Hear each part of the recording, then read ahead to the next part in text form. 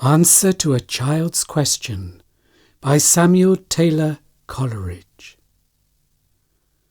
Do you ask what the birds say?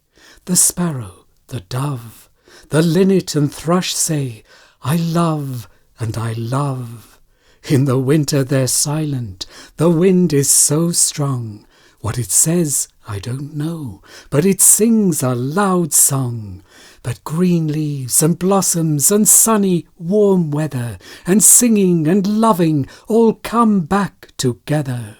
But the lark is so brimful of gladness and love, the green fields below him, the blue sky above, that he sings and forever sings he.